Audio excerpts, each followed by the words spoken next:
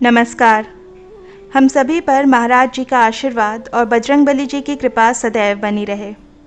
आज के इस अंक में हम आपके लिए 3 ऐसे मुख्य उपाय लेकर आए हैं जिनको अगर आप अपने जीवन में सम्मिलित करते हैं और नियमित रूप से इनका पालन करते हैं तो आपके जीवन में जो भी आपके रुके हुए काम हैं वो धीरे-धीरे बनना प्रारंभ हो जाते हैं।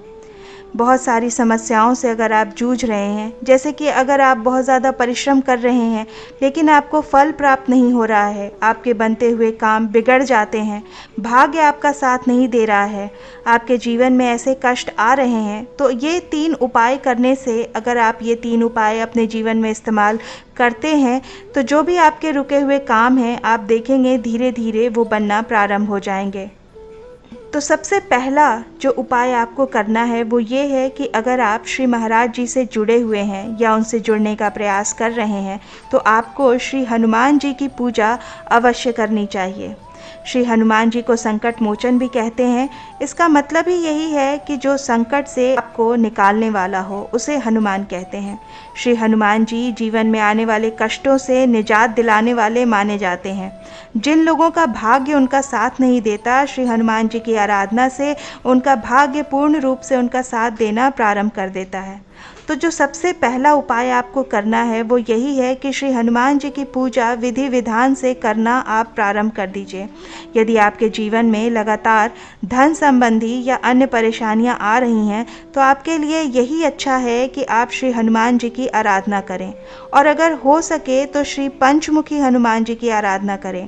अगर आपके घर के आसपास कहीं श्री पंचमुखी हनुमान जी का मंदिर हो तो आप वहां जाएं। खास तौर से मंगलवार के दिन ज़रूर जाएं, वहां हनुमान जी के मूर्ति के दर्शन करें, वहां दीपक जलाएं और वहीं बैठकर श्री हनुमान चालीसा का पाठ हनुमान जी के सामने बैठकर करें। इससे आपको श्री हनुमान जी की कृपा से धन संबंधी जो भी आपके काम अटके हुए हैं या शत्रु पीड़ा से अगर आप जूझ रहे हैं तो उनसे मुक्ति मिलती है और श्री हनुमान जी की कृपा आपको प्राप्त होती है। लेकिन वहीं अगर आपके लिए मंदिर जाना संभव ना हो तो आप घर में ही श्री हनुमान जी की पूजा करिए। श्री पंचमुखी हनुमान जी की फ़ोटो रख करके या महाराज जी की फ़ोटो रख करके आप वहां बैठ करके उन्हें श्री हनुमान चालीसा का नियमित पाठ सुनाइए।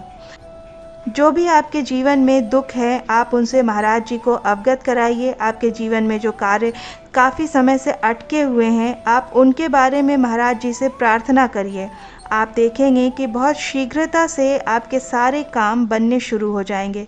जो भी परेशानियां आपके जीवन में आ रही थीं वो धीरे धीरे करके विलीन होती जाएंगी।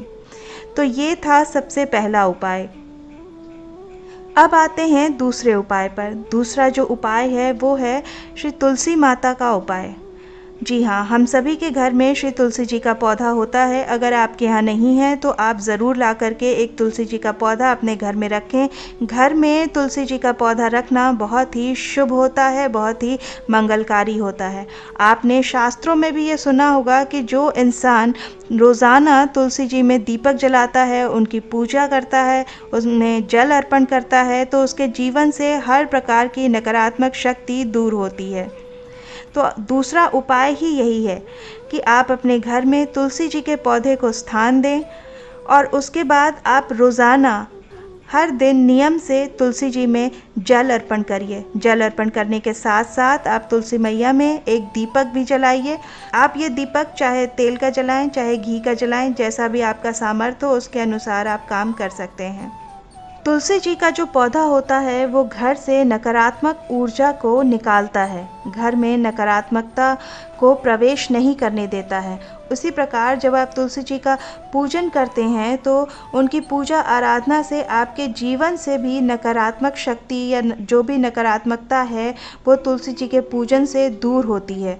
नियमित रूप से जब आप ऐसा करते हैं तो आप पाएंगे कि आपके जीवन से सारे कष्ट धीरे धीरे करके लुप्त होते चले जाएंगे। तीसरा जो उपाय है वो है शंख का उपाय। जब भी आप अपने घर में पूजा विधि विधान से करते हैं तो पूजा करने के बाद आप शंख को ज़रूर बजाएं। शंख बजाने से आपको कई लाभ मिलते हैं। जैसे बहुत से लोग होते हैं पूजा तो करते हैं लेकिन शंख वादन नहीं करते हैं, तो शंखनाद जब होता है तो उससे भी बहुत सारे लाभ मिलते हैं। अब जान लेते हैं कि क्या लाभ मिलते हैं। अगर अपने घर के किसी हिस्से में आप वास्तु दोष को महसूस कर रहे हैं या फिर आपके घर में बहुत सारी चीज़ें अस्त व्यस्त रहती हैं, तो उससे भी आपके घर में बहुत सारी नकारात्मक ऊर्जा का प्रवेश होता है। तो उस जगह पर घर में अगर आप सुबह शाम शंख बजाते हैं, घर में शंख का वादन होता है, तो घर से वो नकारात्मक ऊर्जा दूर होती है। यदि घर में आप शंख नहीं बजा सकते हैं तो पूजा करने के बाद आप घंटी ज़रूर बजाएं। ये शंख से या घंटी से निकलने वाली जो ध्वनि होती है, ये वातावरण को नकारात्मक ऊर्जा से बचाती है, नकारात्मक ऊर्जा को शून्य कर देती है। और एक कारण और भी है कि हमारे धर्मशास्त्रों में बताया गया है कि कोई भी जो पूजा होती है वो शंख वादन के बिना अपूर्ण मानी जाती है। तो इसलिए अगर आप भी बहुत ही सहृदय पूजा विधि विधान करते हैं तो उस समय आपको शंख की जो ध्वनि है वो ज़रूर करनी चाहिए।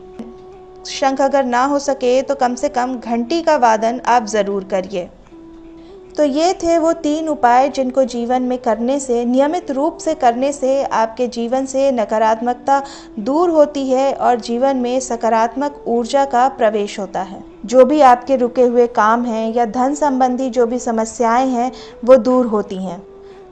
जिन लोगों का भाग्य साथ ना दे रहा हो तो उन्हें भी अपने भाग्य का पूरा साथ प्राप्त होता है। आप इन उपायों को अपने जीवन में नियमित रूप से अपना कर देखिए और उसके बाद अपनी प्रतिक्रिया हमें कमेंट करके या ईमेल के माध्यम से ज़रूर बताइएगा। आशा करती हूँ कि आज का ये अंक आपकी साधना में और महाराज जी की भक्ति में सहायक सिद्ध होगा। इसी प्रार्थना के साथ मिलते हैं अगले अंक में।